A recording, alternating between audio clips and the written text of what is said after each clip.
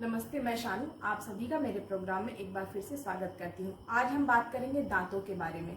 टेढ़े मेढ़े दांत देखने में बहुत ही खराब लगते हैं, क्योंकि अगर इंसान खूबसूरत है और उसकी स्माइल बहुत अच्छी है तो दांतों की रौनक बढ़ जाती है।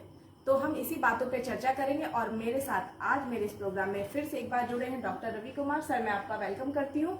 इनके बारे में बताना चाहूंगी, जो MDS ऑर्थोडोंटिक्स से में किया है और जो लखनऊ के सिप्स हॉस्पिटल में काम भी करते हैं। तो सर, मैं आपसे जानना चाहूंगी कि टेढ़े मेढ़े दांत निकलने में या कहें टेढ़े मेढ़े दांत जो निकलते हैं इसके क्या कारण हैं? दूध के दांत जो है 6 महीने से 2 साल तक निकलते हैं। उसके बाद 2 साल से 6 साल के बीच तक प्राइमरी टीथ रहते हैं, जैसे दूध के दांत कहते हैं। और 6 साल के बाद से जो है परमानेंट टीथ निकलते हैं, जिसको पक्के दांत कहते हैं। बच्चों में 6 साल के बाद जो है दांत नहीं टूटते। दांत नहीं टूटने की वजह से जो ऊपर से जो पक्के दांत आते हैं वो अपनी जगह बनाते हैं नीचे आने के लिए। जब अपनी वो नीचे जगह बनाते हैं आने के लिए तो गलत डायरेक्शन से आना शुरू हो जाते हैं। क्यों? क्योंकि उसके जो टेम्परेरी टीथ जिसे कहते हैं, दूध के दांत कहते हैं, वो सही समय पे नहीं छड़े होते हैं। तो इसके वजह से जो है जो दांत टेढ़े मेढ़े आते हैं इसी वजह से आते हैं, क्योंकि दूध के दांत जो है सही समय पे नहीं निकले होते हैं।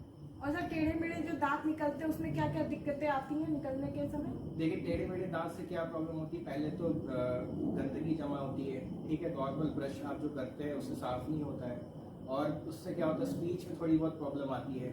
ये तो बेसिक चीज़ें हो गई। और एक और बीमारी होती है जिसे कहते हैं क्लेफ्ट लिप और क्लेफ्ट पैलेट। तो वो तो जेनेटिक डिफॉर्मिटी होती है। तो जिसको क्लेफ्ट की दिक्कतें होती हैं उनके भी टेढ़े मेढ़े दांत होते हैं, लेकिन वो यूजली कम लोगों में पाई जाती है, तो उतनी ज़्यादा कोई दिक्कतें नहीं होती है। और टेढ़े मेढ़े दांत से मेरा यही मतलब है कि कोई भी दांत जैसे टेढ़े मेढ़े सही डायरेक्शन नहीं निकल रहे हैं, उससे आपको होंठ में भी जो आगे के होंठ होते हैं उसमें दिक्कतें आ सकती हैं। अगर किसी से लड़ जाते हैं, किसी से भिड़ जाते हैं, तो आपको खुद ही चोट लग जाएगी आपके अपने दांत से। तो टेढ़े मेढ़े दांत से एक तो पहले गंदगी होती है खूब, वो नॉर्मल ब्रश से सही जाती नहीं, उसको मशीन द्वारा सही कराना पड़ता है। और दूसरी चीज़, प्रोफाइल भी सही नहीं रहती, अपीयरेंस भी नहीं अच्छा होता है और मरीज़ को या पेशेंट को खुद को अंदर से खराब भी लगता है, जो कि किसी के सामने व्यक्त नहीं कर पाता है और धीरे धीरे धीरे वो डिप्रेशन में जाता रहता है, जो कि एक बहुत छोटी चीज़ मानी जाती है इंडिया में, लेकिन जो कि छोटी चीज़ है नहीं। और हम किस उम्र से दांतों का ट्रीटमेंट, बच्चों के लिए स्पेशली मैं पूछना चाहूंगी कि ट्रीटमेंट कराना स्टार्ट कर सकते हैं? देखिए, 7 साल से जो है स्टार्ट, 6 से 7 साल के बीच जो उम्र होता है, सबसे पहला जो विजिट होनी चाहिए ऑर्थोडोंटिस्ट की 6 to 7 ईयर्स में एक नॉर्मल रूटीन चेकअप करा देना चाहिए बच्चों का।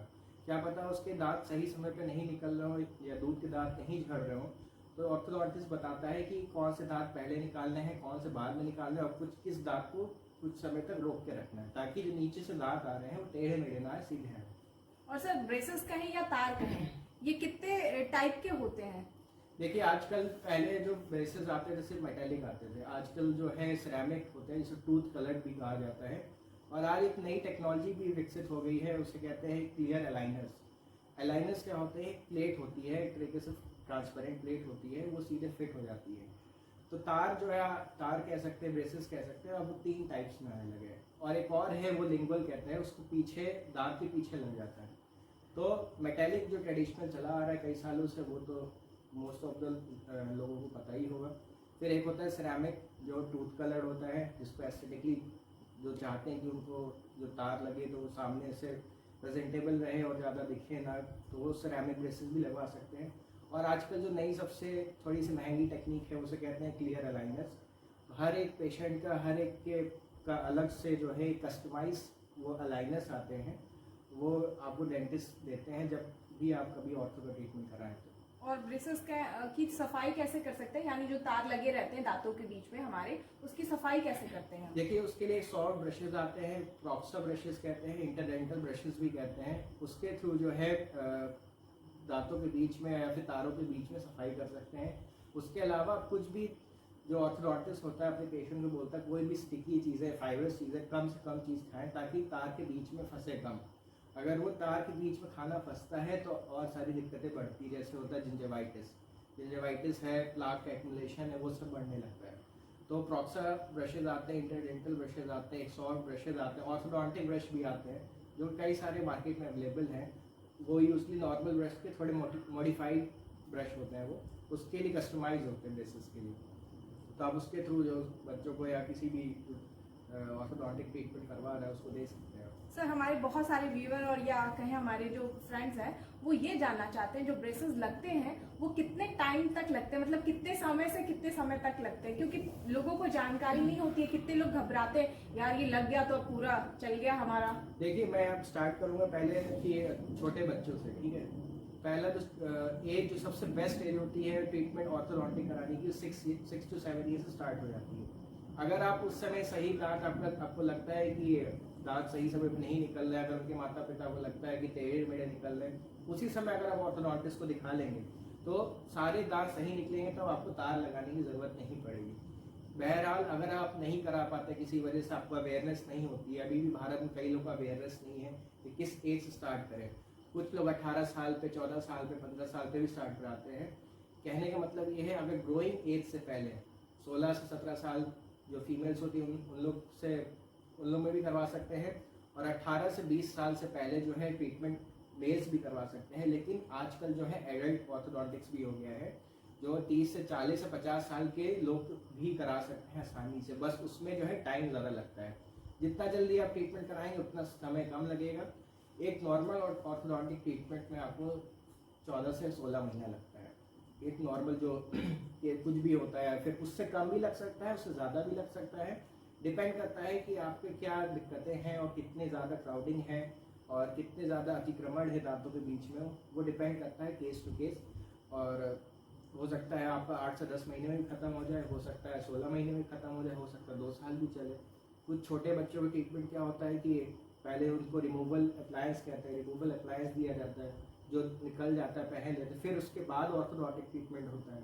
ये यूजली जो है क्लेफ्ट के जो पेशेंट होते हैं, जो जिसका तालू कटा रहता है, होठ कटा रहता है, उनके लिए होता है।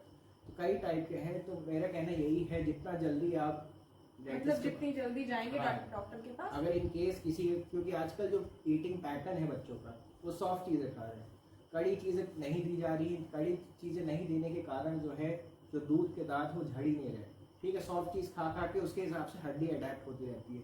जब तक कड़ी चीज़ आप नहीं खाएंगे आपके दूध के दांत नहीं गिरेंगे।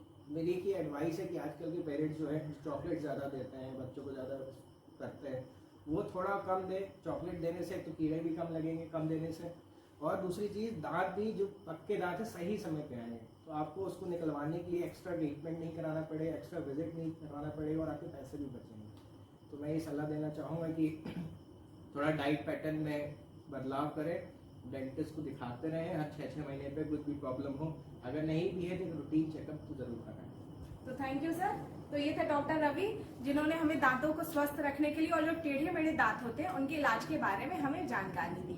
तो मैं शानू आप सबसे विदा लेती हूँ, पर जाने से पहले कहूंगी जरूर कि मेरे चैनल को लाइक करिए, सब्सक्राइब करिए और जो मेरा बेल आइकन का बटन होता है उसे जरूर दबाएं।